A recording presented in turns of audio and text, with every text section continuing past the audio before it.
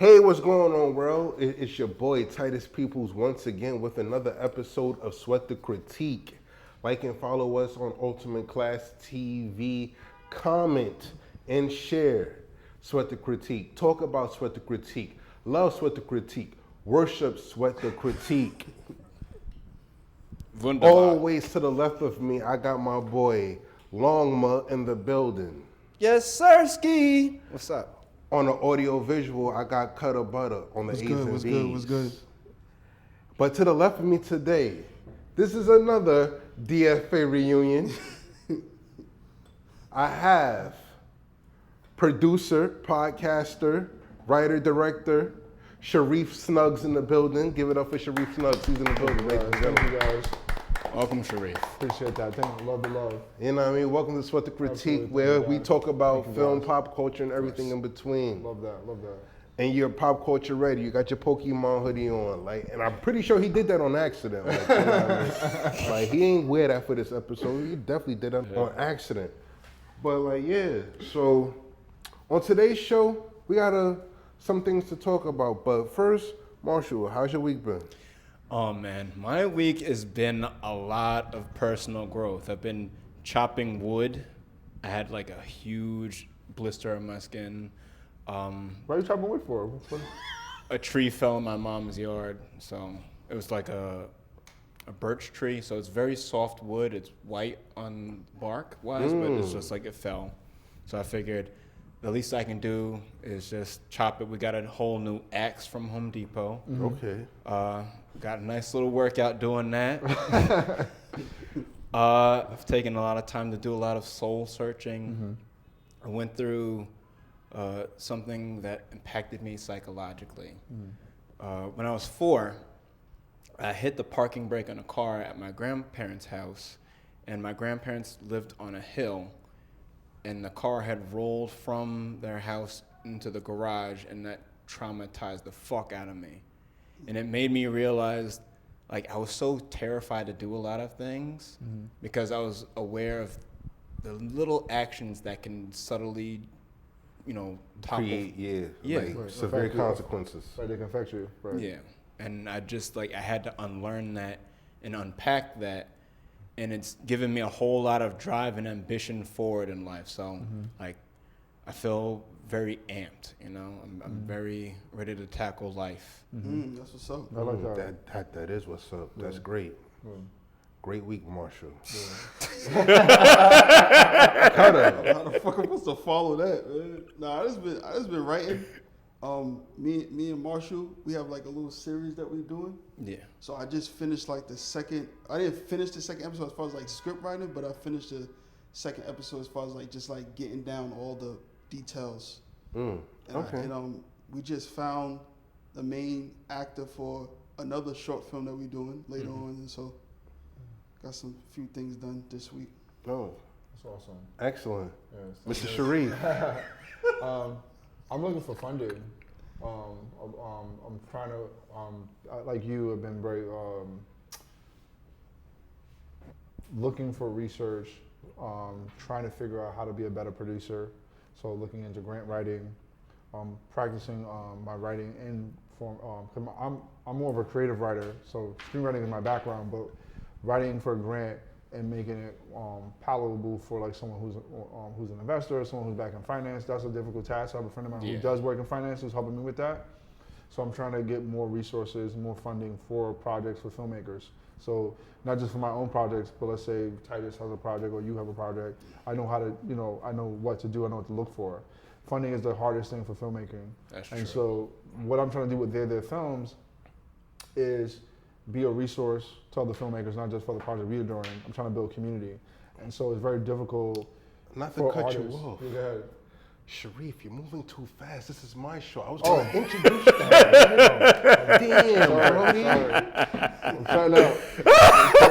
He Let's got rewind. relaxed. That's what it was. Let's rewind. Rewinding. Hi, Shareef. How are you doing? Tell us about their films. Well, goddamn. Shareef got mad comfortable. So Word. I know exactly what I'm supposed to do when I'm on camera. Word. I was like, That's my fault because I got uncomfortable. I got comfortable real quickly too. He turned this into Shark Tank real quick. I'm like, yo, who you pitching to? Like, Oh man. Yeah. That's Nah, hilarious. but like, yo. But no, so that's been my week. My week has been just doing research and writing, and I'm trying to become a better grant writer because that's very difficult. All right, so talk to the people about their films. Like you just mentioned a lot, but like like talk to the people about your company and the resources that your company provides to the film community. Right. So it's seriously twofold. So yes, we are content creators. Yes, we are filmmakers, but we also want to help other filmmakers. So it's really about filmmakers helping other filmmakers. So we all know how difficult it is to make a movie. We all know how difficult it is to raise money, like I mentioned. But we're not going to be successful without community. Filmmaking is community. You know, if you make a movie, you're making a movie with an army. You're not making a movie by yourself, right? So just You listening? just perfect. Listen what he's saying? Yes, I knew it was coming. I knew it was coming. And I'll give you a perfect example why I mean by like filmmakers helping other filmmakers why you're making movies. So on my show, There From Explain, my friend Ray, who I interviewed, he's a sound mixer. Okay. Right, and then I had another filmmaker say, "Oh, I need a sound mixer. Can I contact Ray. Can I contact Ray?" I said, "Absolutely. That's what the show's for." Shout out to Ray. So so the point is that I'm highlighting Ray's work, right? Getting him some business, right? But also I have content for my show by interviewing Ray. So it's one hand washing the other sort of thing. And so that's what we need to start thinking about. How can we get work for ourselves, but also how can we help other people? Absolutely. Exactly. Yeah. So Community, my nigga. Community on it. You got to be community on Right. it. 100%. Because, we're not rich. We don't have buttloads of money. So we have to think about how we're going to do that. So that's why I thought about Theater Films. Theater Films always, for me, was always like, how can I rethink about getting my work out there as an artist? So, because we're taught self as a filmmaker. So we think about ourselves, we got to think about my vision, my script, my this, my that. We got to retrain our brains about how can we think about someone else. And so that's really how Theater Films got started. It got to the point where me and Nat, my DP, when we tried to make a movie, we was beating our heads against the wall, like, where are we going to get the money for this? And so we thought about, okay, let's figure out how can we monetize, how can we get into content creating? Like, maybe we should go to YouTube. We really thought about creating a podcast. And I waited a long time. I was like, because she was like, we gotta get something out now. Let's slow down for a second. Let's think about like how can we, what are we gonna talk about? Like what is our content gonna be like? Like I don't want to just put anything. Yeah. So that's when we started thinking about we need to like be in community with the filmmakers. Absolutely. Like that was the content. Like it was like, okay, let's have a show where we interview filmmakers. Let's have a show where filmmakers get together and talk about the movies that we like. Like why do we like it? Let's do that. Yeah. And we're building relationships. So now even with that, we're meeting other actors, we're meeting other writers, we're meeting other people to work with and collaborate with because of that reason. And it's very similar to what you guys are doing. It's the exact same thing in the sense that we're building. Absolutely. You got to build first before we can have community. So we're building the blocks together. So that's why I love this. Can you say that one more time? Yo, nah. You gotta build what? You gotta build community. You gotta build first before you have the community. Oh You gotta boy, build. I see You gotta where this build. episode is going. We'll They put gonna the try link to in the jump me this description. episode. What are you talking about? They gonna try to jump me this interview. It's all right. Bro, it's my first time meeting him. You know We what didn't I'm tell saying? him to say it's my anything. first time meeting him. This is what Shareef is feeling in his heart. That was passion. Yeah. He was like- talking passion. I and know what it is to animated. build community. I'm building community No, now. I'm not saying you. I'm just saying like it would be common sense to like, okay, let's build a community, but people don't do that. Like, And it also don't too, happen. like, and not to steal time from the show, but like, Oh no, brother. Like we got like an hour and 30 minutes. You straight. no, that's a build because we're so often that we always like mentorship is really difficult to get, right?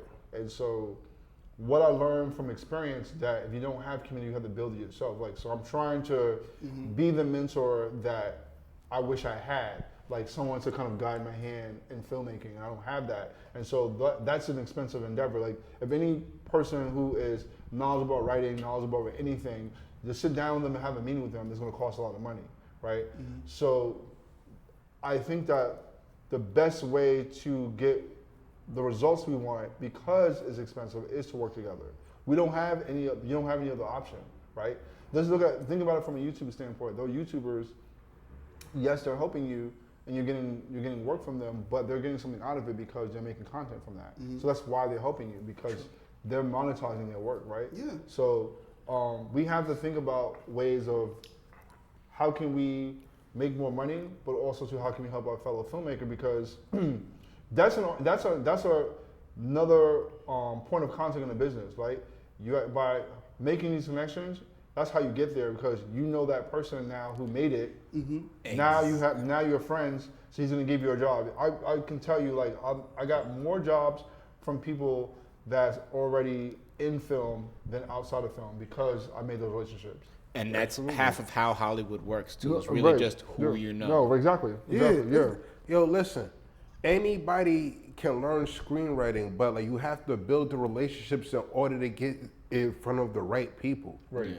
So like it's never like this industry that we're in is never about what you can do, because you can learn this like you know what I mean. I could teach you how to write a script like in 2 days. Right. You'll be just as good as Steven Spielberg in 2 days. I promise you. Cause I got a book called Screenwriting Done Right on Amazon. Like, you gotta download. It's free. For the free, learn how to write a script for free. Come on, bro. Yeah. Nah, but like it's not about what you know, it's who you know. Right. And it's also on the independent side. But the only thing is about the independent side is that like I feel what a lot of people do, which you can attest to, is that when people get a little taste of the other side, they shy away from the people that they were once peers with, because now they might feel like, oh, I'm a little bit too cool to be with, oh no, now I can't help you. Yes, you can help that person, like, and it's your job to help that person. The same way somebody opened the door for you, you gotta open the door for somebody else. 100%. Like, you know what I mean? And 100%. people don't do that. Talent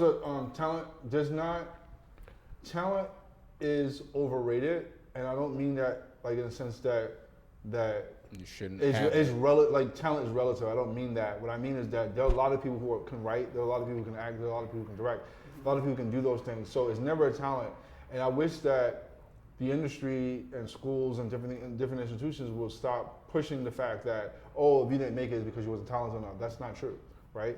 It's like I have friends of mine who went to festivals, who met certain people, and made it went further along in their filmmaking journey, and they're still not in Hollywood. They had some success, sure, but then they're still waiting tables or working at Starbucks or doing the other stuff because no one's they haven't had a big break, so to speak, yet. And I think that we have to like educate more people about the business, because too often people think that, oh, I got a job as an actor on a movie, that means I made it now, and that's not true.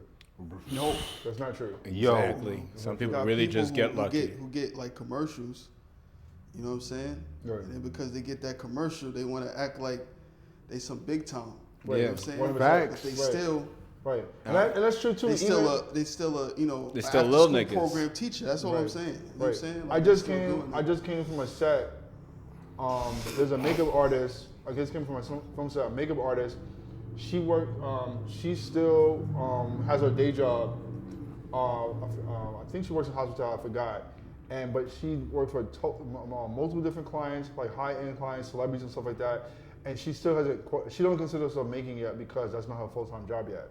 And I agree with her. Like, just because she the makeup work for certain celebrities, the fact that that has not transitioned her yet to full-time, she considers herself a novice. Because for her, not for everyone's standard is different. Yeah. For her, like, to make it is like, I do this full-time. Like, 1000% agree I have with that. clients all the time, or I don't need to work my day job. I can just do this, and I look at it the same way, because I feel that doesn't take your skill set away. I think a lot of times filmmakers feel like, oh, you're talking down on their ability because you're not doing it full time. I feel that your resume speaks for itself. How many people have you worked with? What movies have you done, or whatever the case may be? Doesn't mean you don't know what you're talking about. Yeah. That just means you haven't made those connections yet. That's all it means. That's true. Yeah. Cutter, you wrong for that. You wrong for that, and you know you. What did wrong. you do this time? Nah, We're like, not gonna say what yo, it is. I'm He not- knows what he did. Yeah, like you know what I mean. Like yeah, it's just a joke amongst us three. Like yeah, like the amount of shade he just threw. Woo! He said, "I'm gonna be Kobe today." Word, like casting shadows up in this bitch. It turned into 9 o'clock. I was like, God damn, man, shady as hell in this motherfucker. you were ill nigga for that. Blocking out the sun. over here. Word, yeah, like. Like, so you can't see his face, you can't see his mouth. He just fish Word. in the shade, like. Mm. But Shareef on this show, the three of us, we come up with topics, and we're the talking heads for each topic. So today, Marshall's going to go first with his topic, and his topic is remakes. And if you were to remake a certain movie, how would you remake that movie? Ooh. I got one, but Gal, let you start first. All right. First, I'm gonna do my plug. Anybody who's a fan of SPSs or first-person shooters or paintball, you can come down to the Broken Arrow 2024 event. It'll be located in Long Island, New York. You just have to register at the link below. I commented it in the last video, so I'll hopefully be able to put it in the actual link. If not, I'll make sure it's in the comments early. You'll get to rent out a gun, some biodegradable BB bullets. It's from 10 a.m. to 6. You can get your ticket online. There'll be mounted turrets that you can shoot from. You can explore the field. There'll be some camps where you and your crew can spend time at, and there'll be like lots of various objectives. Anyway, my first film that I would like to remake would be Paid in Full, and I would remake it David Lynch style. I love that. David Lynch is one of my favorite filmmakers. It's true. I mean, think about it. They already had one very surreal scene where he's staring out the window at the dry cleaners and you see all the money raining. David Lynch is already a master of very surreal, dreamlike imagery. Right. And you could do more of that, especially considering how much of that film is just montages of them flashing and being flashy. Right. You could be a little bit more interesting. I get you're just there being the Harlem nigga of the mid to late 80s and early 90s, but... So it won't be a comedy anymore? I mean, it wasn't a comedy. It was just like...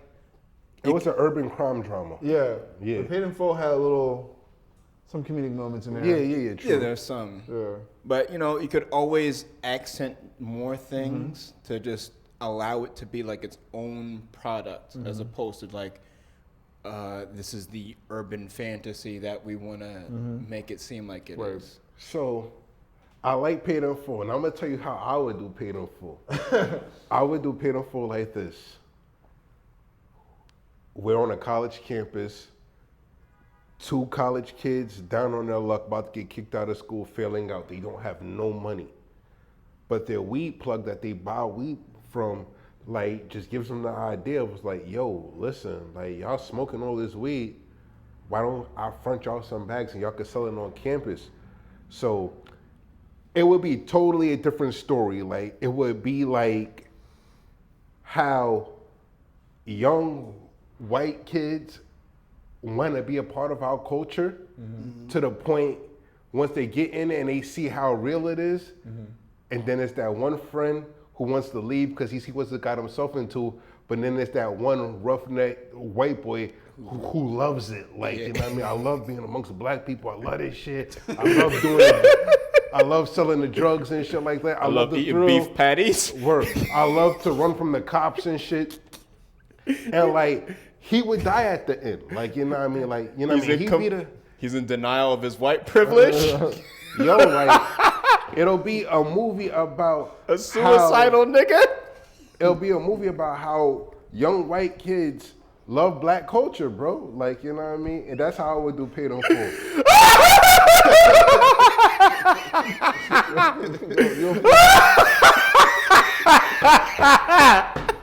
Yo, I'm so sorry, Titus. I'm so sorry. I'm just trying to imagine a white person, a white male, that is in such denial of their white male privilege that they're saying, fuck that. I'm going to completely jump ship and jump into this lifestyle that... There's so many white people that already do that shit. Yeah. Like, you know what I mean? So it's not as far-fetched as you really make. Bro, Tom Hanks' son, Chet, he's like the whitest black person you're ever going to meet, bro. We all hate... Well, he loves that nigga. Oh, I love it. Bro, he's the whitest black person you're ever going to meet, bro. Funny as hell. That's a funny dude. And guess what? Ain't grow up nowhere near having a struggle, bro. That's a fact. Yeah. And he got a baby They're mama. Tom Hanks' son. Yeah, like... You don't know what struggle looks like. So, like... Right. But there are these people that we speak to who don't understand our struggle, but when they get a taste of it, it's a shock to them. Like, I had a friend, like, I'm not going to disclose his name, but it's a funny story. He goes, yo, man, I didn't have no money to wash my clothes, so I had to wash my shirt collar out in the sink. And then, right, like, he said it to me as if it was, like, this new experience. Nigga, for black people, that's a regular Thursday for us, bro. Like, you know what I mean? I gotta go to work tomorrow. My work shirts are dirty. I'm going to wash my shirt collar out in the sink. Cutter, we do security. You know exactly what the fuck I'm talking about. So, like, they get a whiff and taste of what we go through, and it's like this grandiose experience that, like, oh my God, I kind of know what it's like. But even though you don't, and that's almost like an insult for them to come to us and be like, oh, I understand. No, you don't know the half. Like, you know what I mean? Like, this is shit we go through on the regular basis. So to flip the whole idea of paid in full on his head to where, like, these two white kids are not chilling with this black guy who has to really do this shit because he got a family to provide for. Like, and the only reason why you two guys are doing this because you don't want to look like fucking frauds in front of your family because you're failing out of college. You can still go back to your family and be rich. This man has to go back to the hood and still survive. Yeah. I can see Lee Daniels directing that. Yeah. So that's how I would do Paid in full. Paid in full. Now my movie, if I had to remake it, I might be giving away too much because I already actually started writing the treatment for this. I would actually do Friday the 13th. Okay. And how I would redo it is I would take basically the foundation of like Halloween 1, but my movie basically is Halloween 2 because the events of Halloween 1 already happened. So it would start like this. The events of Friday the 13th 1 happened. Camp Crystal Lake is no longer Camp Crystal Lake because when something like that happened, it'll be no longer open up as a camp. The state bought the land. Camp Crystal Lake now is a boarding school. So now the boarding school gets a grant and stuff like that to build into the woods. The groundskeeper is like, I don't think this is a good idea and stuff like that. This, that, and the third. And he's going to the ding like, you could do whatever you want for this money, but just don't do it. So long story short, they start building. They come across a brick wall. They blow it up, and what remains of Camp Crystal Lake is there. Now, you're in the woods. You got construction. The average adults, us, would see this as hazardous and stuff like that. Young, horny teenagers at a boarding school, place to fuck and a place to party. Right. They throw a party, hook up with the DJ equipment to a generator, but the land is so soft that the generator falls into like a swamp, electrifies the swamp, but there's something in the bottom of the swamp. Jason. It's Jason. Yeah. Now Jason makes his way to the campus. And going back to the groundkeeper, the reason why the groundskeeper is so important, what's one character that was never mentioned in the whole Friday the 13th? Jason's father. Right. That's true. So like that would be like the big plot twist of the film, that the groundskeeper that's been keeping the kids out the woods and telling them is Jason's father. So that's how I would start my timeline of Friday the 13th. Can I ask you a question? I have a good Jason story, but I'm not gonna say it. And I'm Can I sorry ask for you a question? laughing. What? Would there be a scene when the guy Go ahead, Cutter, go ahead. It would be a scene where one of the kids died, and it's like a random like glass door or something. You just Of throw course, it of course. Yo, Violent in Nature, that was my favorite fucking scene, bro. I love that scene, bro. That's So hilarious. So like, as this was this topic, there's so many movies that I feel like if I remade that, I would actually do a good job. Psycho, like, you know what I mean? Like, No, don't touch Psycho. How dare you? yo, Don't touch Psycho. Don't do it. They're already doing Vertigo already. Yeah, true. I'm mad about that. so, Robert yeah. Downey Oh, Jr. that's that. We Robert Downey did Jr. an did that. episode like Hitchcock that. gonna Like, come yeah. down out of hell and movie smack the that shit shouldn't out of be you. touched. Yeah, So don't do it, boy. don't do it. I just watched my first Alfred Hitchcock movie. I never saw Psycho, Really? but You I need just to watched see my it. first Alfred Hitchcock movie called Rare That's Window. a beautiful film. Oh yeah. Phenomenal, bro. Oh, yeah. Phenomenal. Vertigo is my favorite hit film of his. Vertigo. Yeah, it's my favorite. You Hitchcock know movie. what's I crazy? still The need to see fact that, that too. we all went to film school and Cutter hasn't seen Psycho, I feel like that's like a A prerequisite? So, yeah, like I Yeah. feel Yeah, like a lot of, every film school shows Psycho for some reason. They always go over Hitchcock in film school for sure, but like there's so many films that touch on Hitchcock. That's Yeah. why. So you probably missed it. Like, Yeah. I'm pretty sure you've seen It one was in Hitchcock film movie. theory. It was in film theory, but Yeah. I don't. Was it Don remember that Cato? movie. Was it Huh? Don? Was it Don? It's always done. No, it was. Don's- it was Don- nah, Don- he wasn't doing Don's film my- theory. It was. Don's my favorite teacher. His name was Darren or something like that. It was like a white. Oh White yeah, dude with the like the colored white, hair. like Kurt Cobain looking Yeah. nigga. Oh, yeah. That was my He dog kind of though. introduced me to like with avant-garde. Avant-garde. Yeah, avant-garde. Yeah, Yeah, yeah. avant-garde films. He introduced me to that shit. I was blown away. Yo, so Yeah. Cutter, what's your movie that you would remake, and how would you remake it?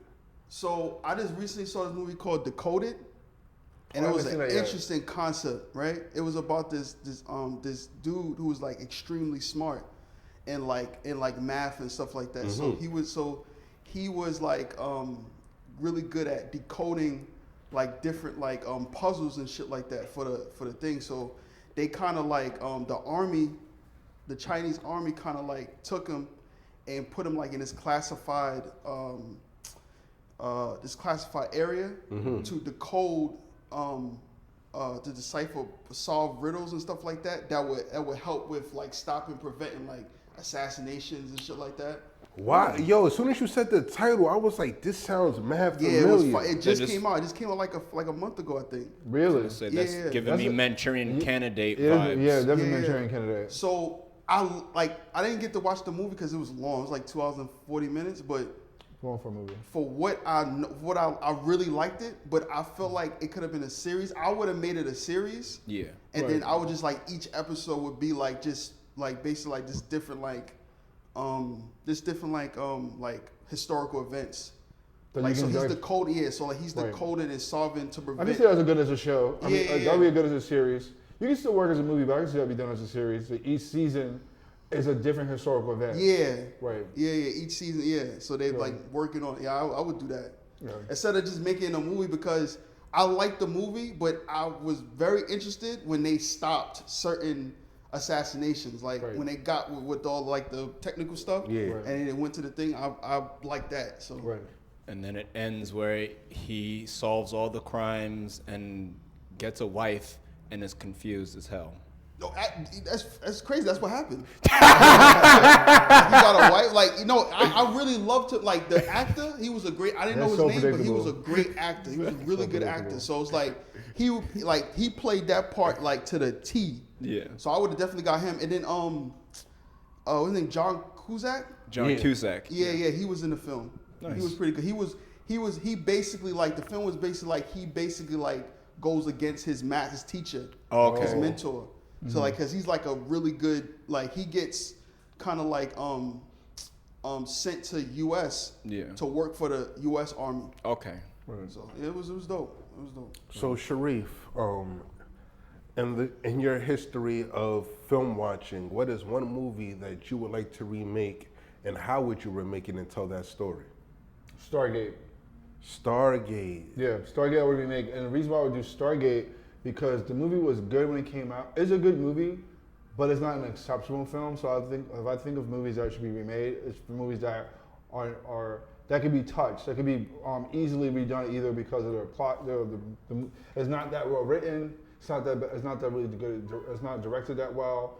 The visual effects, so the visual effects in that film can be easily improved today. The script could easily be improved today, and the direction could be easily improved. It was directed by Roland Emmerich. Roland Emmerich is not that really good of a director. I mean, sorry for people who love Independence Day, but he's not that good. What movies he do? He did Independence Day. He did Godzilla with Matthew Broderick. He did Universal Soldier. Oh. He did He did The Day After Tomorrow. He did The Patriot with Mel Gibson. I've seen his movies because I have friends of mine who love his work, but I don't think he's that good. I mean, those movies ain't that. But Stargate is not a bad movie. I mean, he's not that bad. He's not that bad. Great concept. Yeah, but Stargate is an interesting concept because what I like about Stargate, it plays into like conspiracy theory lore because a lot of people believe that the pyramids was invented by aliens, and so Stargate is a film about that. Stargate is about archaeologists find this gate in Egypt, and this artifact that's supposed to be alien, and then James Spader's character figures out the code. He decodes the gate and able to open it, and opens to another goes to another planet. And on that planet, this alien rules the people there with an iron fist. And you learn through the people that this alien gave mankind all this technology and all this advancement. So this is why human beings advanced. Mm-hmm. So what I would do differently, keep the same thing, but what I would do differently, I would add like more David Icke stuff in there, more Billy Carlson stuff in there. So I would add more, I'll delve more into like, you know, the Atlanteans, all the other like different myths that we haven't discovered. Yes. And tie more into the movie. I get that. And make it more, bring more conspiratorial, like, oh, aliens made this and aliens made this, or this is why, you know, we went on the moon landing and all the different things like that. Talk about like, the Lucifer experiment on Mars. Yeah, all the different things that we can't explain, and I'll put that more in the Stargate. But then I'll add more action. So I'll make it more impactful. And then also that I would do differently, that happened more on the other planet, I'll bring it to Earth. So the aliens, it'll be an alien invasion through the gate, through the Stargate. So literally they come into Earth and take over. So there's always like, there's been like UFO, recently we've been talking about UFOs and all the type of stuff. So I would add that into the movie. So it'll be like this alien invasion with Stargate. So instead of them coming through the sky, they're coming through the gate. Like it's just coming through like a giant armada. And now, you know, the whole world have to like now stop this from happening. They're already here, so now you gotta beat them up. Now you gotta kill them. So that would be do it differently. So more action and more conspiracy theories. You just thought about this in the last few weeks, or no? I just thought about it the other day. Oh wow! When he was like, I was like, what movie? Yeah, bro. Like, I gave him the I was thinking about a question. I thought about. No, it seems like he's talking. It seemed like he been thinking about this his whole life. I was like, what movie? Because I watched all the conspiracy theories online and like YouTube videos about that.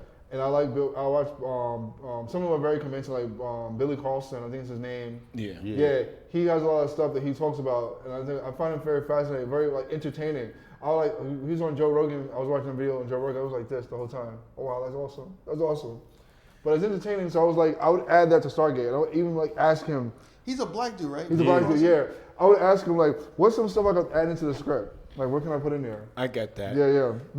Maybe have him do a cameo in the movie too. You could. But you actually believe Billy Carlson? You don't believe? I think some stuff we can't explain. I do believe in aliens. I just think I ain't gonna lie to you. I think he's fucking nuts. So I think he's nuts. So here's my thing. Do I think like truthers or people who's into conspiracy theories? I think some of them have good, rational arguments. They don't mean it correct. They have rational arguments. They don't mean you're right. You give it, oh, this doesn't make sense. Why is this? So as human beings, we're curious people. So we're curious beings. So there's nothing wrong questioning things. But it's when you say this is a fact, that's where I like call you bullshit. Right? Yeah. I call bullshit. Also, you have to lock at also the way he articulates himself. No, it's like his vocabulary. Like he's smart guy. Certain things. I want. The thing is that some of the things, like some of his vocabulary, is not really like some people who's like really into it. Like when he's talking, he's kind of like confusing words that has nothing to do with what he's talking about. You know what I'm saying? Again, that's why I consider him and David Icke and a lot of conspiracy theorists. Like I consider them over their friends. I consider them over there because they have certain arguments. You question certain things, I'm fine with that. But when they start saying things are fact, is when you lose me. But I find it entertaining though. No, absolutely. No, yeah, I find it entertaining. Yeah. But there are certain, like, just me personally, I'm not gonna say aliens are real, but I believe they're real, right? I don't have any proof of that, but I do believe it because my rationale is I find it hard to believe that we're the only planet with life form on it. So I look at it from a grand universe spectrum. I find it hard to believe we're the only planet. There has to be something else out there. So that's why I believe in aliens. I get that. Yeah. I was definitely thinking about something like that, but I would set it around Thanksgiving, so there's an allegory about colonization. I like that. And I like that. I feel like that would be like a good theme for a film, because there's not that many Thanksgiving movies. No, not at all. Especially not ones that are actively, consciously making you think about shit like But that. don't we already have Avatar? First Avatar? Yeah. But you can always have more. I think that's right. always You always have have more. You can always have more. You always have more. Absolutely. I agree with that. You can always have more. Yeah. And I feel like aliens could exist. I don't know if they'd be intellectually up to the point where they could just be here like that. Right. But Right. you know, germs exist, Right. bacteria exist, Right. all these other things that are clearly not that advanced Right. can exist. Fucking I think it's like the little pigs. I forgot what they're like. The Tardigrades? Yeah, tardigrades. Tardigrades. They can survive in outer space. Right. So Right. So technically, they're like alien in a sense. Right. they show that. They're immortal. Yeah. Yeah. Damn near immortal. Yeah.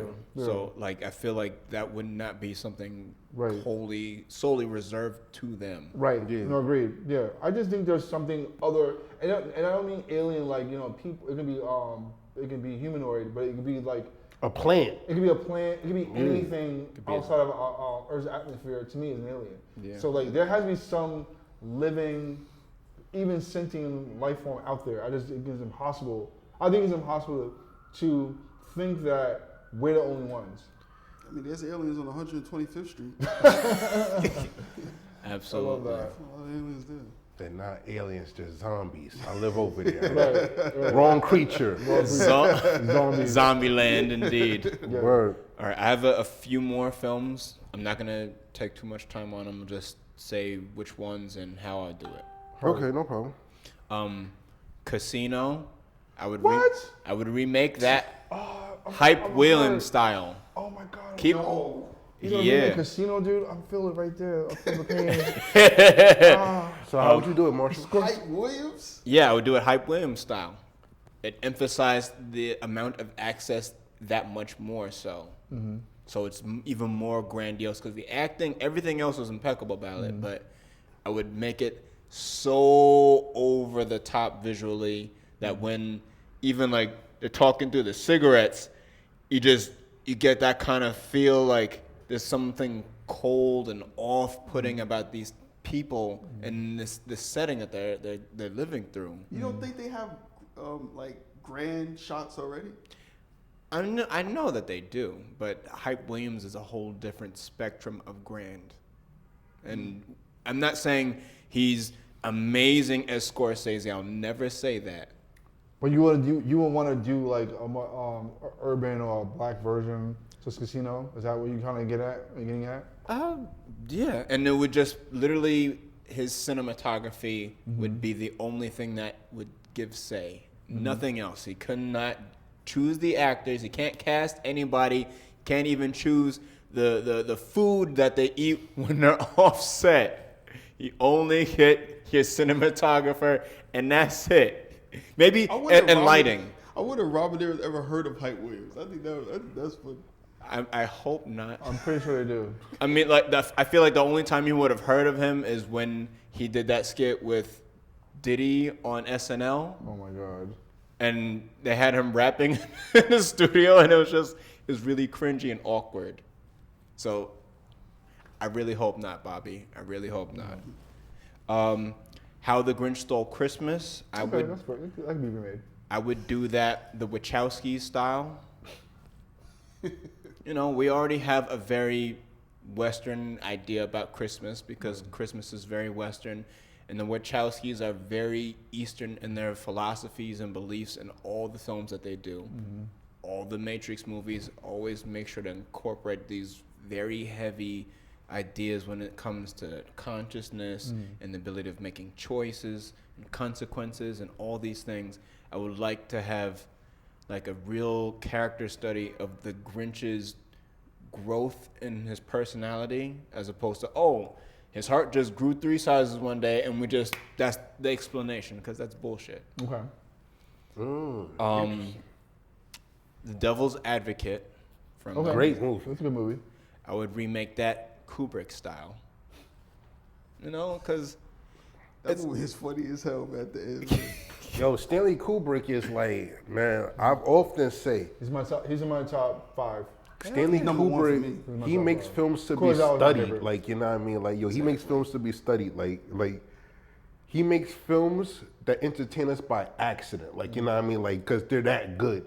But if you want to learn film, dialogue, cinematography, sound, you watch Kubrick. I would say there are 5 filmmakers that are good teacher filmmakers. Like Kubrick is one, Kurosawa is another, Yep. Hitchcock's one, John Ford, and I would say Joseph L. Mankiewicz. He's also another one. There, Great choices. there. Amazing those choices. Those are directors I think you can learn a lot from watching their movies. Yeah. absolutely. I compare Kubrick to Jay Dilla. I feel like they did. I feel like He's the musical equivalent of Jay Dilla. yeah. I can see actually that. feel like that because they both like put so much in their music. I mean, in their craft. Yeah. Like it's insane. Like the amount of detail is like impeccable. Right. I hear that. All right, I got 2 more. The Miseducation of Sonny Carson. Never seen it. That's a great Never movie. seen it. You need to see it. I need to see that. Okay, heard. Yeah. Put it on my list. I would do that Cole Bennett style. We've all seen Lyrical Cold Lemonade. Yeah. I would do that and make it modern. I wouldn't have it in like the 70s or the 80s because it's still about, you know, reckless kids. And we still deal with reckless kids, especially considering the fact that Sonny Carson was a real person. Yeah, he was. And what he did was still really wrong. He stole a train Right. That's crazy. in New York City. And it's just like, I would modernize that because New York kids, I love y'all, but y'all, wow. Some of the most reckless humans on the planet. Yes. Look at the movie Kids. Right. It's crazy. Word, and that was just like 25, 30 years ago. So you could just imagine how reckless the kids are now, bro. Oh, hell yes. And finally, I would remake Moonlight. I would make saw that. You need to see that. Moonlight is not impressive. I like the movie. It's not impressive. It's not. It's not. It's just okay movie. Yeah, it's a lot of It's character. just alright. Yeah. It's just alright. I don't understand the big deal why people were clamoring for me. I was talking to a friend of mine. They was like, I never saw a hip hop, a hood like gay movie. I was like, there are several of them. That's not new. That's not Yo, a thing. gay movies are terrible, That's bro. not a Like thing. all of them. Like it's Like- not. I don't think it's a single gay movie that I like, bro. They terrible, bro. Yeah. So yeah, I like the movie. It was well shot. Barry Jenkins is a good filmmaker, but like I don't understand like Hollywood's like celebratory nature with that film. I just think that when they see a film, like for them when they see it for the first time, they like glorify it when there's other films that's like that already. Moonlight is one of those films that's going to be considered, oh, this was made so this film could run. Right. They said Moonlight walked so this can run. Right. And I would remake Moonlight Akira Kurosawa style. Yeah, absolutely. Because I get it too. They spend way too much time with the camera in niggas' faces. Like, way too much time. I get you want to see the trauma in their faces and all the pain, but it's just like, I don't give a fuck about. Is it Florida that they're in? I think Yeah, they're in Florida. Florida is not visually appealing. I love that. And it's really hard You to better make. not let what's his name hear you say that. Yak. Yo, Kodak, he said that, not me. I love that. Sock passe.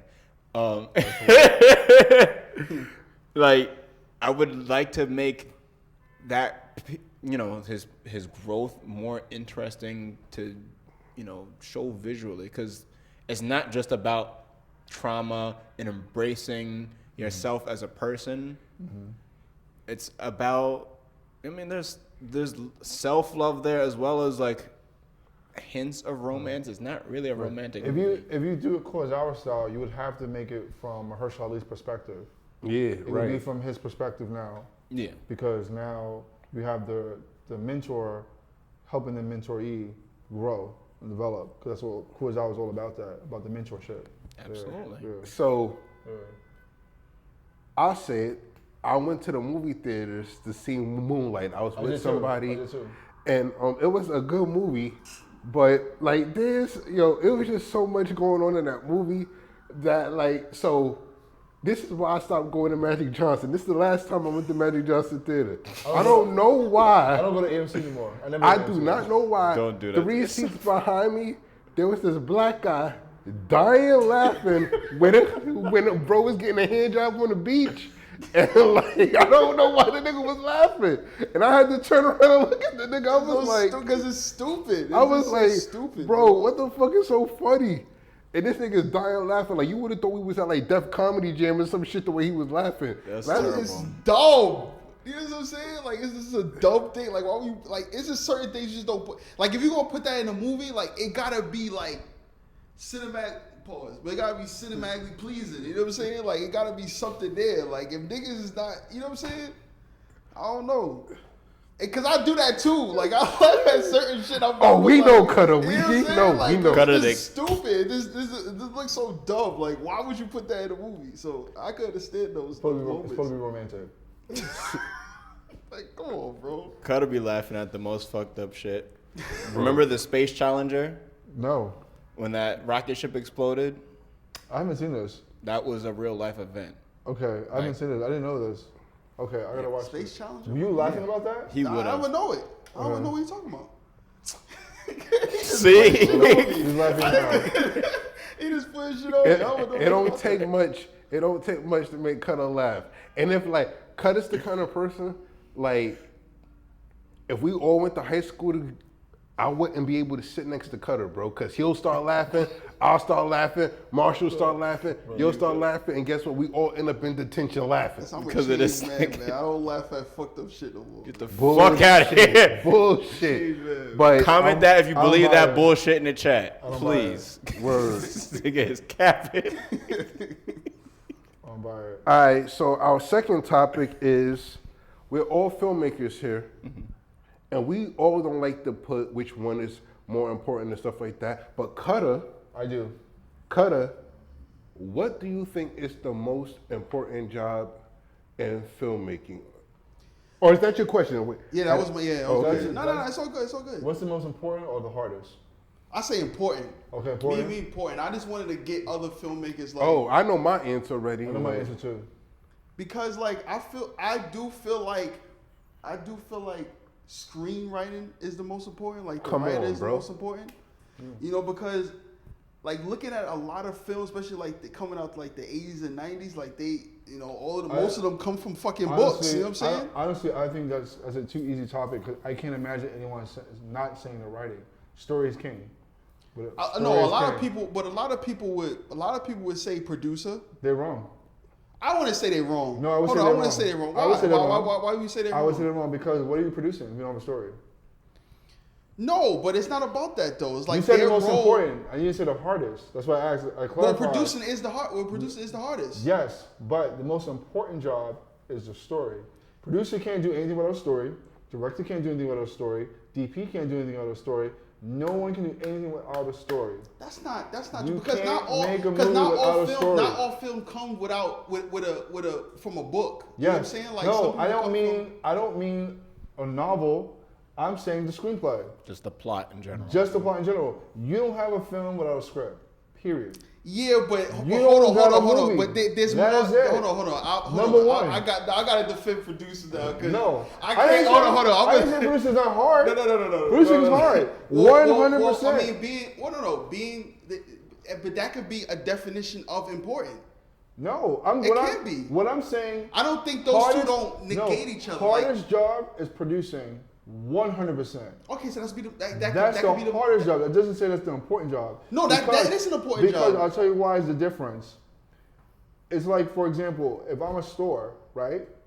If I'm a store, if I don't have anything to products, no one's gonna come into my store. So that's the same with the producer. Producer can't do his job without a script. No, but a lot of screenwriters can write a screenplay but can't execute it. That's true, but you still. So that don't need- make it important. You need you need the product. My point is, you need a product. Right, you need That's the script. point. You need the product. So producer, director, storyboard artist, all these other departments can't do their job without a script. Impossible. Well, Unless can't. you're shooting reality TV bullshit. Exactly. Unless you're doing Keeping up with the Kardashians. But you and did, all that. but even then though, You know you shitting on Steve Jobs when you say that, right? No, I'm not shitting Yes, on you Steve are. Jobs. You're How shitting much on you- Steve Jobs how much because you on Steve Jobs is basically a producer. He's an executioner. He's the person that may not have the all the ideas. But that's a different But he can. producer, But the nigga can sell you a fucking of whatever he's selling you. But that's putting down Steve Jobs in a sense because Steve Jobs was more than just a producer. He also an innovator. So what I'm saying is that he recognizes that you still need a product. No, he was an innovator in producing. Yes, but what I'm In marketing. arguing when it comes to film is that you can't. None of these studios can do anything without the story. Nothing.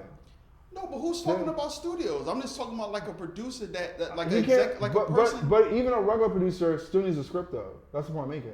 What are you doing if you don't have a script?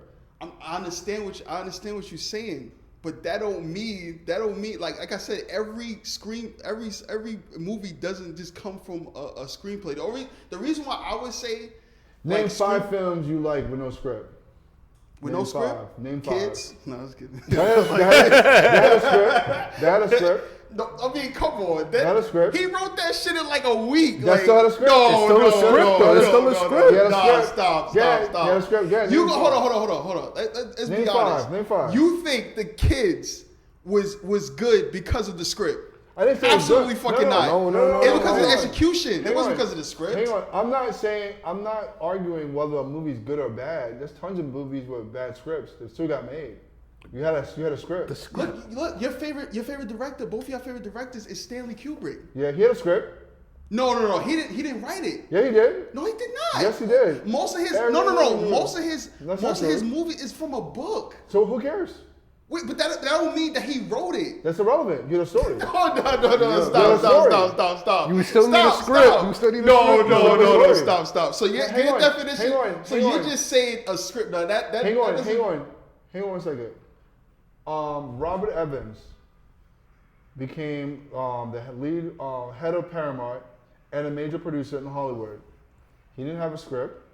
He had the option of a book, The Godfather. Got the movie made. No script, has a story. You still need story. Story is king. Whether you have a screenplay or a book, story is king. Because that's how you get the ball rolling for a project. Because now, even if you don't have a script, you can tell the screenwriter, hey, this is the story, I want you to adapt it. The director can start working. Storyboarders can start working. But that's DP not a can start working. screenwriter, though. Doesn't matter. What do you still mean it have don't story. matter? That's You not a still have story. screenwriter. You still have a story. I understand that, but that's not a screenwriter. That's I said story's king, number 1. Yeah, but that's not. Most important. I understand. Titus, No, it's not. I'm not. All right, hold on. Of course, I'm gonna say yes because I'm a screenwriter. So like, you know what I mean? Like, you really can't. Hold on, you got can't- a hold different on. I'm idea, biased on too. screenwriter too. So Me too. Oh yeah, that's what saying. You being biased. I'm No, not no, being biased. you're I right. say screenwriter too, but you can't say if someone say a producer. I'm saying a that they're producer. wrong. No. I'm saying a producer's job is the hardest job. But that means it's Hardest. important as well. I didn't. You can't say it's hard as not important. No, I'm not saying producing and writing is not important. They're all important jobs. I'm not being Oh, biased. yeah, absolutely. I'm saying every job on the film set is important. I'm saying that if you're going to narrow it down, who has the hardest job and who has the most important job? It's a producer. Producer has the hardest job and the writer has the most important job. Because It's a producer, bro. without that story, you got nothing. Nobody has a And job without the and story. then you can say director. What about director? He don't have a You job think without- hold on. He don't have a job either. I is there say any- director. Hold on. Is there any dimension where a director is more important than a screenwriter? No. That's crazy. No. You're And I'm a crazy. director too. I'm saying no. I would say You the crazy. easiest job on a film set is directing. Easiest job on a film No, set. it's not. Come Easiest on. job. I'm gonna come Wow. clean because all you're doing is directing actors. No. That's not true. You're not just directing actors. You crazy? No, directors have more job. They have more responsibility. The directors have a hard responsibility, 100%. But the DP, the sound recorders, the PAs, the gaffers, the He has to be grids, a mastermind the on all of that. No. I'm not saying he doesn't have to understand those jobs, but those jobs are harder than directing. I understand that, but 100%. no. But he has to be 100%. he has to be the master voice the executioner 100%. on set. He has to be the executioner 100%. on the But set. I'm not How can you say that's not important? I'm not saying it's not important. I'm saying those jobs are harder. When you said hard and important, two different things. It's not. Important job. There's something that can be. There's A something director that has is a lot important because it's harder. No, a director has the most responsibility That's what I on tell set. my girl all the time. No, a director has the most responsibility on a film set. He doesn't have the hardest job on a film set. That's the difference. That's what I'm saying. How can you say that the director don't have the hardest job? He's the manager. Crazy. He's the manager on set. That's not a hard job. But it's not a hard job. Because most managers really don't. Listen, You're crazy. Listen, a director. Hang on, a director. Hang You're on, crazy, a director bro. who's You're crazy. a director who's so. If everyone else is fucking amazing, you can have a good movie. You can have a good movie. He can fall asleep before you care, and the movie will still come out good because everyone else is at the top of the A game. What movie have you seen like that? Name one. Name one. Where like technically, there's a lot of movies. Even Antoine Fisher, directed by Denzel Washington. Yeah. The whole crew. Who directed the movie? Denzel Washington. That was his first movie that he directed. First movie he directed. No disrespect to Denzel, but clearly he had limitations because that was his first film. And the whole crew did a very good job, even though Denzel, because he didn't know where to put the camera. He the first day on set, he even said, I asked my DP where to put the camera. He said, I don't know, you tell me, you're the director. We should definitely remake that too. And you don't give the producer no credit. I'm not saying the producer don't have credit. What I'm arguing is that But how you know it was just the technical aspect? No, how you know the producer did? I'm saying the technical aspects on a film set is the hardest job. I'm saying PA has a harder job than a director. Gaffer, grip, makeup artist, the sound mixer. Everybody else has a more hard job to do on a film set. Director's main job is say yes or no. I like this, I don't like this. Do this, do that. Go over there, go over here. I like this, I like that. Oh, wait. Say a little louder, say a little softer. Can you be a little more angrier? That's not true. It's really. There's no way a that's director is saying this. That's crazy. Can you bro. walk over Because you there? minimizing it. I'm not minimizing your Yes, job. you are. You're I'm saying do this or do that. You do that. That's for certain. I'm giving. The director is listening to the sound. The Yeah, director is working with the props the props. Yes. And working with the Tarantino said it's not your sets. job. Tarantino said about directing. He said it's not your job to do those things. It's your job to get people to do those things for you. So you don't You have. think Quentin Tarantino is not listening to that fucking sound when he's on set? And Tarantino said it. He's saying that it's not your job to know everything and have experience for everything, because your job is to make sure that those people know how to do that job. They know how to do their job. You need to know that they can do that job. That's all you need to do. They can do that, great. And then from there, all you're doing is giving your okay and giving your decision. You have to be a great decision maker. That's it, and a great communicator. A director. If you can communicate and you can share your vision, you know what you want, you know how to explain yourself to every department head, you're good to go. The We're department head, talking about Quentin Tarantino. What about an said it. independent? What about an independent person? same thing.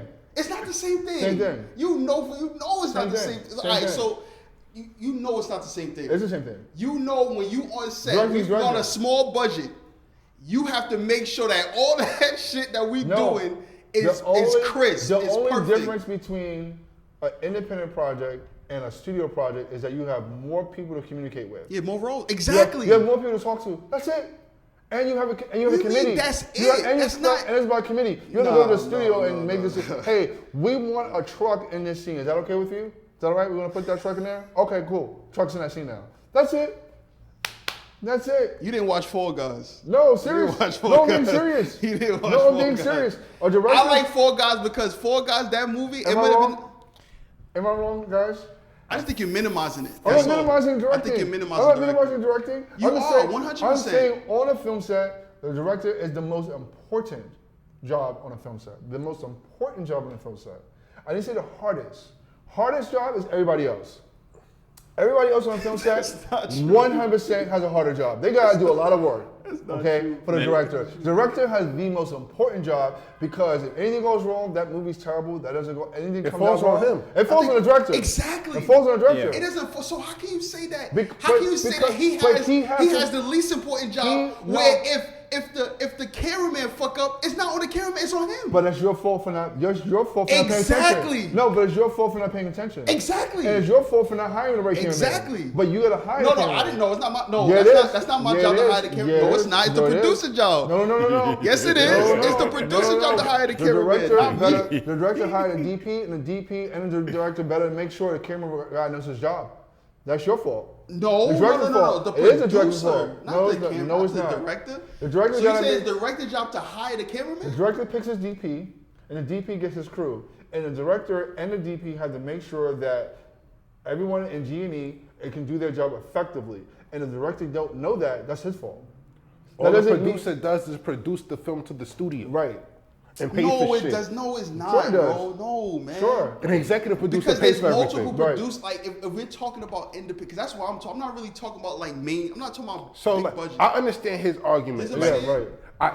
I mean, like on an independent, like shoestring budget, of course you're making sure the sound is good, making sure the stuff You is don't good. get like- time to do that on a major movie. You can't do that. So of like, course you can. can't do it. No, you have people there that can help you out. But you're gonna, You're right. but you want, but also at the same time. But that makes it even worse, though. It doesn't make it worse because your job now is to make sure everyone's doing their job correctly. And so if you want to say that's the hardest job because the responsibility is on your back, sure. But the actual physical job itself, the director doesn't have a physical job like the gaffer, the grip, the stuntman, or anybody else. Though everybody else has a harder job than the director, 100%. Director sitting on his chair. I'm sorry He's for looking at the all monitors. I'm sorry for all the directors out He's there, man. He's sitting, dude. David sorry, Fincher I'm- is sitting in his chair when he shoots his movie. He's looking at the monitor, looking at the sound. Okay, let's run it again. I don't like it. bro, That's it. Martin bro. Scorsese directed a scene of Boardwalk Empire from a tablet in his car. Yes. Oh my God. Nah, I swear to God, yo, Yes. that's tired of a these true niggas, story. bro. I am Yes. tired of these niggas, Yes. bro. He's That's not a wrong. Yo, let's cut this. That's let's what I'm cut this saying. off, That's man. what I'm saying. That everybody else has a this harder off, job man. because the director's sitting fucking in his car, looking at a tablet. All right, This is a bad episode. it's great. We can move on. That's a cut. That's a wrap. I'm playing. We can cut. That's a wrap. How hard is that? How hard is that? That's not. Well, That's I feel not like, hard. Again, I feel like you minimizing it. No. But look though, I feel like I'm gonna play the Play devil's advocate. Got it. No. on an independent film set, Right. bro. You looking at that lens, you listening to the sound, Yup. shit. You might even Sometimes have you're to editing. run and go fix the light Like yourself. yourself, but sometimes you're editing. So like I understand where he's coming from. Right. But like I will say this, when you're directing on independent on that scale, you're only dealing with about like 10, 20 people. But on a major scale, like you're dealing with hundreds of people. That's right. So like I understand. You're not touching lights at it that is point. hard on a different. You think it's not hard on a different scale? You think when you get on a fucking $200 million budget, you think you're not gonna feel that energy? You're not gonna feel I'm not like saying- you're I'm not not- gonna feel I'm like, not damn, minim- I gotta I'm- make sure this I'm fucking not movie. minim- I'm not You know what I'm minim- saying? No, Like, come on, I'm man. not minimizing the director because I'm saying that on a movie, the most important job on a film set is a director because he's responsible for every little thing that's going on in the movie. Whether it's a $200 million movie or a $500 million, or it was a $5 million movie, he's responsible for so much. So he has to be on his A game, or her needs to be on her A game, and make sure that they do the due diligence on day one on that film set, and make sure that they get every shot, all the coverage, all the performances, everything that day. Because they're behind budget, forget about it. He's probably out of a job. And just to add to Cutter, I think Cutter asked this question wrong. Cutter should have said, who has the most important job in pre-production? Right. No, I didn't want to do that. I didn't want to do that because I wanted to make it if harder. that's the case, then it's the screenwriter. Hey, but yo. like I wouldn't say that either. I wouldn't say that Hey, either. yo. I wouldn't say that during either. the Right. production, it's the director. But also too, Robert Altman said A producer screenwriting. got to do all three. No, producer don't have all three. No, a producer, Y'all wait. niggas is No, crazy. not even close. The producer got to be a part of the pre-production, the production, and the post. post-production. No, a producer is How you there. gonna say they not important? Producer, I didn't say it's not important. I said that the most important job most important thing for a film to get started is the screenwriter.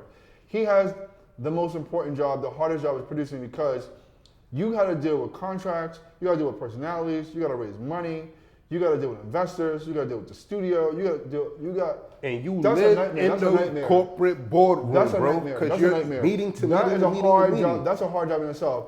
But the screenwriter, at all intents and purposes, the most important because you gotta realize why these screenwriters get a lot of fucking money to write scripts. You gotta realize why they get a lot of money because that story needs to work. That story needs to work. You hear him talk about me, nigga? That Ladies story and needs to work. gentlemen, clearly 3 men who have never been beat up by Teamsters before. Clearly. Oh, Because nah, that like- shit will happen to I you don't too. agree with you with that. Screenwriting is a difficult task, especially if you because there's not a lot of good screenwriters, Right. but there's not a lot of good directors. Right. It's true. You know what I'm saying? It's not like good at anything, but I'm just saying that when it comes to importance, writing's gonna come first, everything else comes second. Story gotta come first. Story gotta come first. Story's king. Story's king. T-shirts coming soon. Story Story is is king. king. Story is Story king. is king. Clearly they've never made pornography before. It's I got a very... couple What about you, Marshall? What about you? What do you think? All right. I was going to say director because... Hold on, I'm sorry. I was going to say director because you have to have both time management Yep. as well as financial management Yep. and do that for a bunch of different people and be able to work with a limited budget, outrageous story, Right. and be able to create something that will that'll keep people's attention for however long your story is. And you gotta make the crew and cast and crew happy. That's also too. And you gotta manage a lot of those personalities. Because when I made my movie, that was like, I got complimented, which I was very happy that the crew was like, "This is the smoothest set I've ever worked on, and it's chill." I was like, "This is crazy, Bro, because if they not happy, you gonna get a bad movie. You're gonna get a bad movie, and also too, you're gonna get a bad rap. People not gonna work with you in the future." Yeah. Yeah. I also feel like because there's an audience for everything can be directed very differently. Right. You know, some people are very focused on their actors' performances, and that works. You know, we've seen, what was the Denzel film that he did based off of the play where the kid was playing baseball? Was it Fences? Yeah, Fences. Yeah, that was a I good was movie. about to say fentanyl. No, that was a good movie. Fentanyl Fences. Fences. That was a good movie. Fences is not a great film visually. Yeah, it's not. Because it's not like you really have time to work with the set, but the performances were great. Right. And that's an acceptable thing to celebrate and to emphasize, especially when you're working with a type of budget. Right. Yeah. Some people are very much about their violence, their special effects, their car chases, all these things that, you know, make us eat popcorn, have no substance, and the story you don't really care that much. Zack Snyder. Yeah. That was Zack Michael Bay, Yeah. like I don't care about his characters. I just want to see how over the top this nonsense is while I fold my laundry. And watch shit blow up. Yeah, there's two kinds of screenplays. There's the intuitive and then there's the conceptual. The conceptuals are much of what you're talking about, the Zack Snyder's, the Independence Day, because it's not much about the actors, it's much about the event that's happening, the alien invasion. Right. Like nobody gives a fuck about the doctor who has to solve why the aliens is here and his kid has cancer. Yeah. That would be an intuitive film because it focuses on the characters more. Right. So You know how like, hard that is? That's not easy, bro. It's not. Like when Michael Bay, like people shit on Michael Bay, but bro, like his style has lasted for decades. His style People lasted still- because people love action movies. That's it. Yeah, people No, like shit. that's not. People love action movies. man. Yeah. It is. Yo, They love action And that's movies not- and they love skinny and- white and- women. And that's not a knock to Michael Bay because I think that's a good thing. That's not a bad thing. There should be a place for every filmmaker. Yeah. Seriously, I really believe that. But I'm Yeah. saying the reason why he still has a career is because people like that. He made his own style. Like, But of his course, own, but- it's a but- Michael Bay style. Absolutely, of course. That's not easy. That's not easy to do. No, it's not easy to create your own style, absolutely. But I'm saying that the reason why he is still in business is because people love action movies. yeah, people love, bro. I feel like we as humans, we go through multiple emotions. Sometimes we want to watch a romantic comedy. Sometimes we want to see cars get blown up. Sometimes we want to see people get thrown through glass. Like, you know what I mean? Like, so I feel like, bro, like story, like going back to that. Some people want to see cars get blown up. You won't have any of that stuff I just said without story. Right. So that's why, if you ask me, I'm gonna be kind of biased as a screenwriter. You don't have none of that. And then, to surprise, I think the second most important person on set was the person that we didn't name. But shout out to Crafty, because you're gonna have terrible workers and terrible everything if people not eating, bro. Yeah. And we saw you come in here with that pizza too.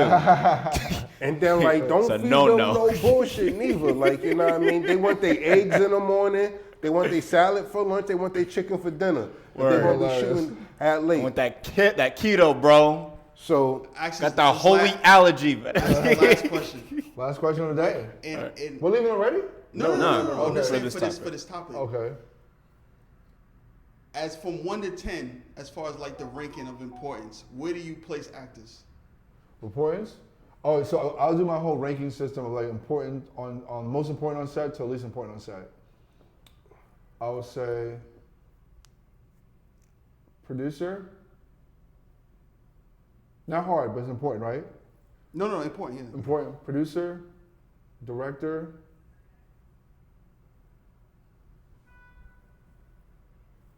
actor, then DP, sound. No, sound and DP.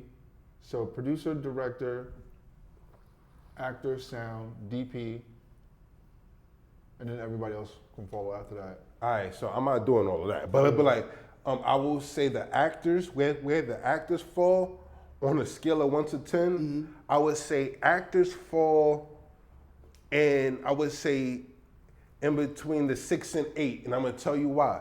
Because That's too low. That's too low. That's too low on my scale. I'm gonna tell you why. Because like they're bad actors, and there's good actors, and if you have a bad script, which does happen, those great actors can save that script. Absolutely. That's why I'm putting them top 3. Like on a scale of 1 to 10, like how high they are. Like if you're going like 1 being the most important and 10 being the least, producer first, right, because of money. Director, because obviously the director is the most important job on the set, and then follow that would be the actors, because you can get, an actor can save the movie. You can have a shitty script, shitty director, and you can have like Arnold or someone in a movie, and or The Rock or someone, and the movie can be trash and still make money.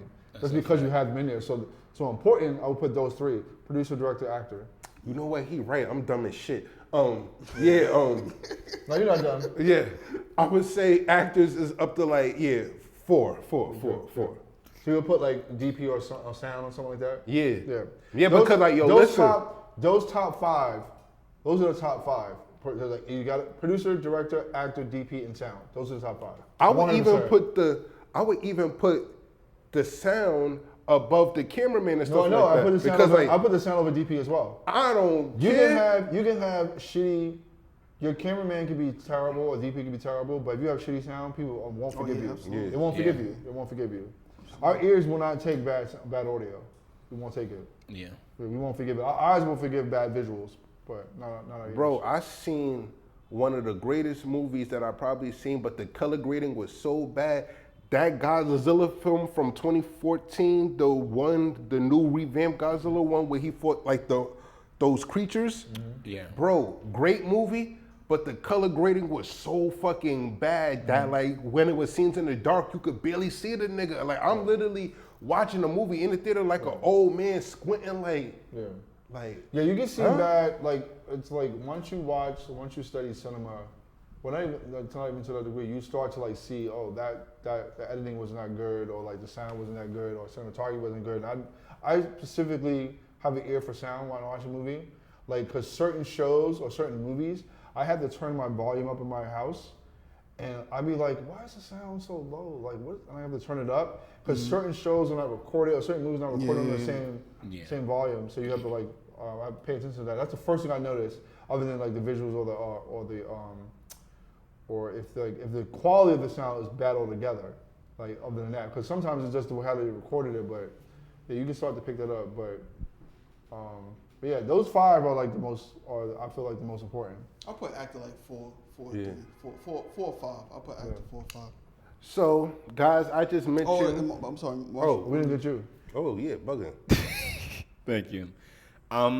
Yeah, I would have to keep actors probably like right after sound and definitely the DP, because I'm also very much about being independent.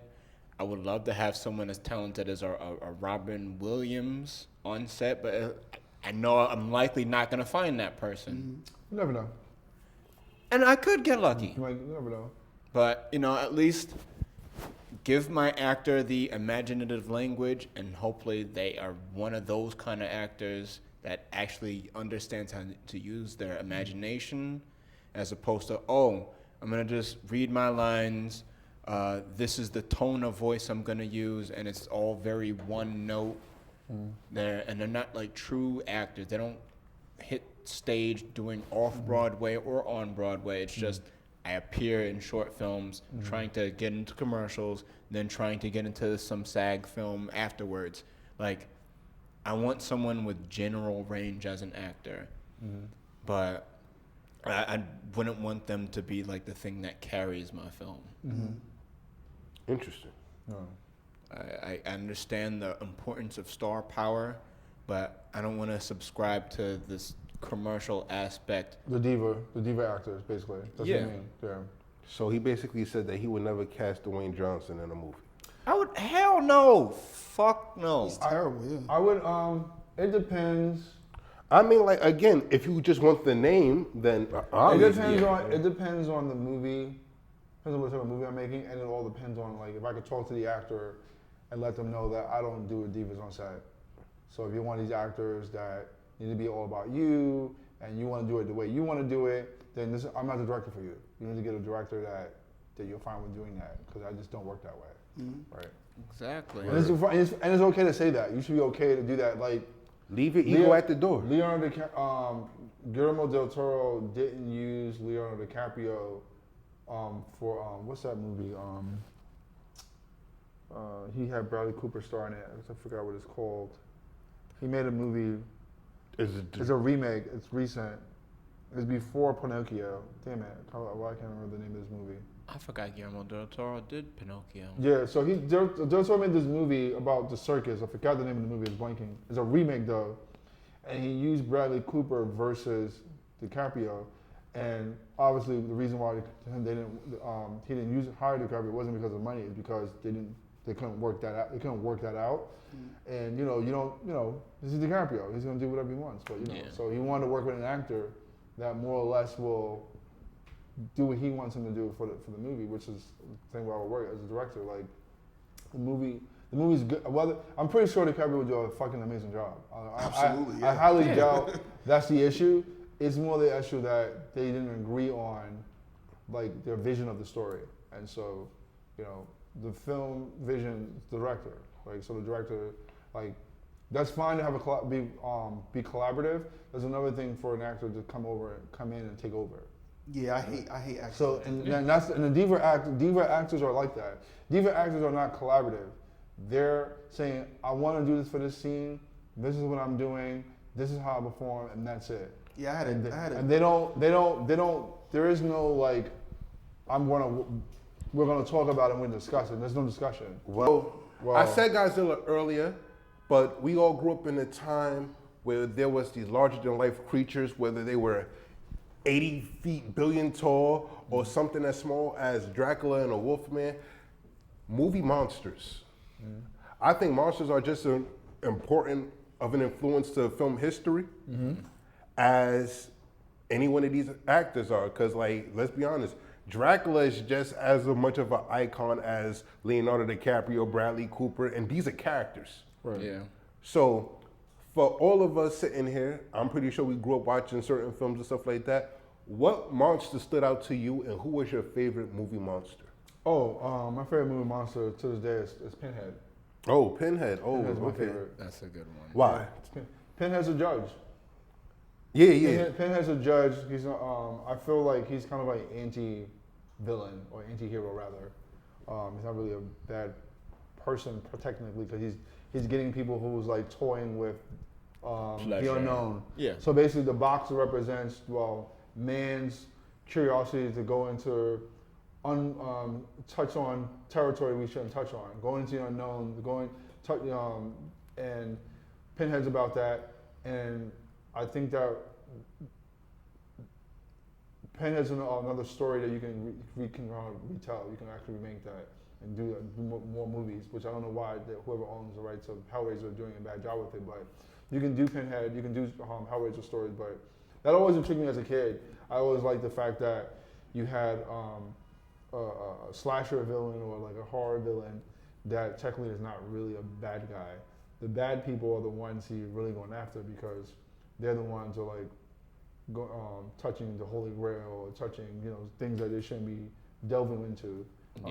And so I really found that fascinating. Yeah. That's dope. Yeah. That's dope. Yeah. Marshall. I was always a big fan of Universal's Frankenstein's Monster. Oh yeah. Yeah, dope. From 1931, played by Boris Karloff. How do you feel about Del Toro doing it? He's directing it. He's directing a remake. I would definitely check that version out. Yeah. Because I have high hopes for him. Yeah. I have a lot of high hopes for him.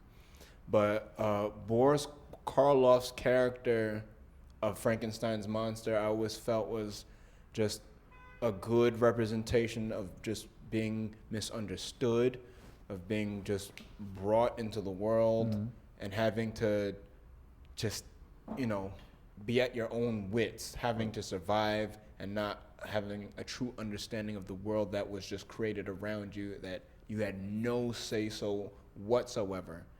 And you just have to form an identity of yourself, whether it be him learning to talk, him enjoying smoking and having his fear of fire. It's just like, it's like watching a baby being born, but like you're born running. Right. And it's fucked up what happened to like the little girl, but that's a part of like that innocence that he has to teeter on, because he doesn't know better. He just has this corrupted brain that I guess at the time that science made sense. So that was always like my favorite monster, like, period. He was like, he had humanity to him. Right. Yeah. Carter, who's your favorite? I don't watch a lot of horror movies like that, but when I remember the first time I saw Jeepers Creepers. Okay. Oh, yeah. That's a good movie. The first one's a good movie. Yeah, that shit was fucking scariest fucking shit I saw in my life, bro. And it was like the scariest part was where like, I think it was like a scene, the first one where like he was in like a cop. It was like it was like in a, I'm not sure, I'm not, because I already saw it once, because I never watched that shit again. But it was like in a police station. Yeah. He had somebody in a police station, and it was mad cops, and they couldn't kill this nigga, bro. Like, this nigga was fast, he was jumping. I was like, nah, bro, I'm good, bro. I'm good, bro. That shit scared the shit out of me when I was a kid, bro. I never forgot. And then that's that last scene when the nigga didn't have no, like he scraped him from, he scraped his, like, not just his eyes, like he basically ripped the whole, his whole body, like he skinned his whole fucking. He was like Terminator, but different. Yeah, bro. Jeepers Creepers. Then when you saw his face, like, it looked a little bit weird. I hope they do like a remake, because it looked like he just had blackface on. That's what it looked like. It looked like this nigga. But yeah, Blackface with wings just flying around. Yeah, like he looked shucking and jiving in the sky. Like just looking at it now, just thinking about it now, he looked a little weird. But yeah, it was creepy. So, I grew up in a monster house, so I grew up watching a lot of the stuff. Godzilla.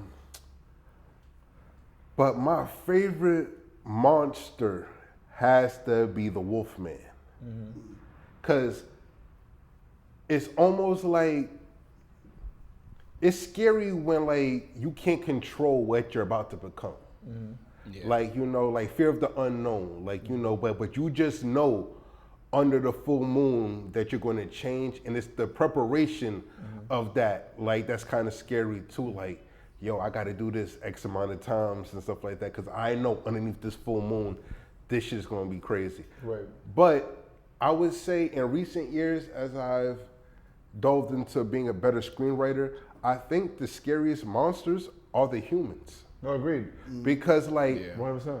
I love my Freddys and my Jasons, my Chuckies, and all these other characters, but humans are the most terrifying thing on the world because like, you see Jason and know that's Jason, Right. and know he's a killer. I can sit next to you and have this whole conversation with you, but don't know that you got 80 people chopped up in your house, heads in the freezer. Right.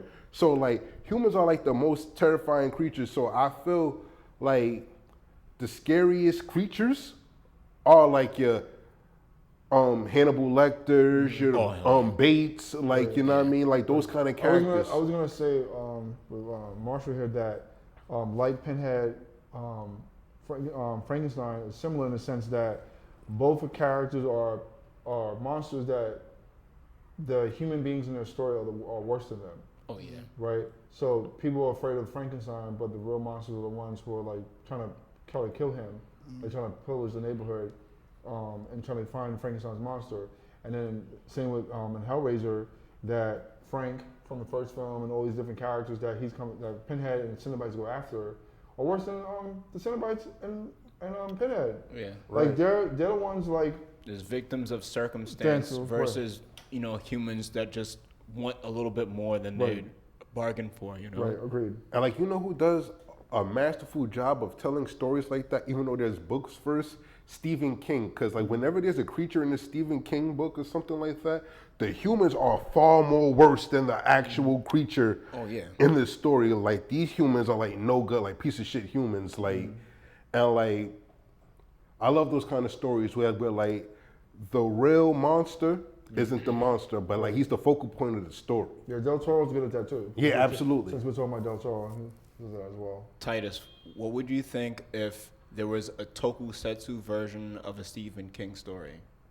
Tokusatsu stands for special effects in Japanese, and that was things that you would immediately associate with how the Power Rangers looked, where everyone was in like a full-bodied costume, kicking over buildings and shit like that. So like a Stephen King film in that kind of style, Yeah. I won't I'd even like to lie. see thinner that way. I would like to see Christine. I would see thinner. I like to see Christine. And Stephen King has like this slept on book that's actually a slept on film too. It's called Sleepwalkers. Sleepwalkers, yeah. I've seen the film. I like the film. Yeah, me It too. had the cat people. Yeah, the cat people. Yeah, they're not wolves, but like that's probably my favorite, like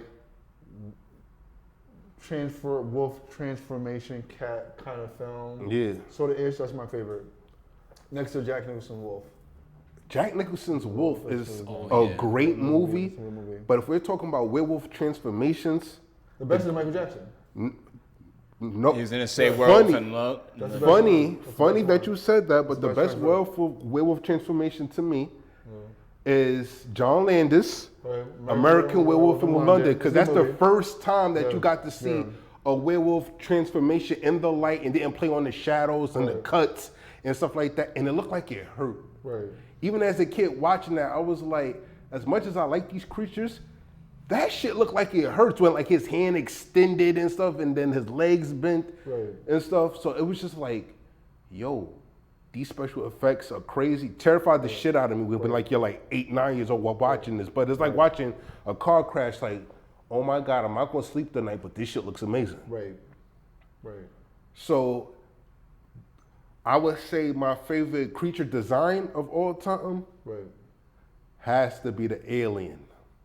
Oh yeah, the first H.R. era? Geiger. Yeah. Yeah. The Yeah. best creature design. I would probably agree with that. Yeah, like creature design, innovative with the whole thing coming out the mouth type of shit. Pause, like you know what I mean? It was crazy. Right. I like when you was talking about like humans, like human like monsters. I was thinking like American Psycho, and then like that one scene where he's like peeling off his mask. Yeah. I thought that shit was like Oh no, It was that was simple, phenomenal. but it was like Effective. phenomenal. Yeah, it was Yeah, You know what I'm effective. saying? Because Effective. it's says like, so much then psychologically. then Christian Bell just like nailed it because it's like he just seems like he's not a real person. He's like an Right. entity. You know what I'm Exactly. saying? Like pure evil. Like it was brilliant. Phenomenal actor. And then he goes to that bar, and Mekhi Phifer shows up, and he says, "Hey, they don't have any fried chicken there. Yo, homeboy, they don't have any malt liquor.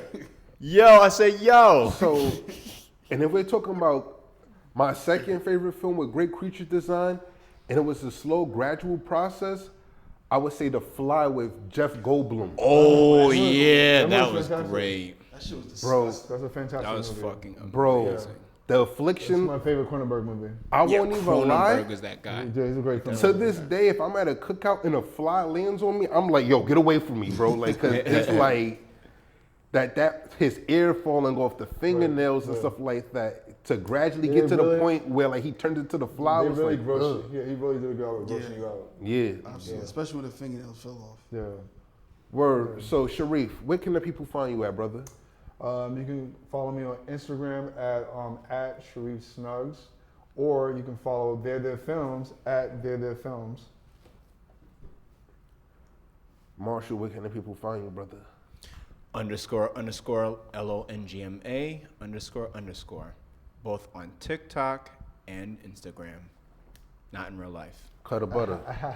Instagram Cut of Butter. Guys, you know where you can find me at. I am Titus Peoples across the board. And one more time, give it up for Shareef Snuggs for coming through. Their films. And guys, you know I'm always going to promote the black film space. Please, for all my creators and stuff like that, great place for resource and information and stuff like that. And on that note, that's our show of Sweat the Critique. And until next time, peace. Bye.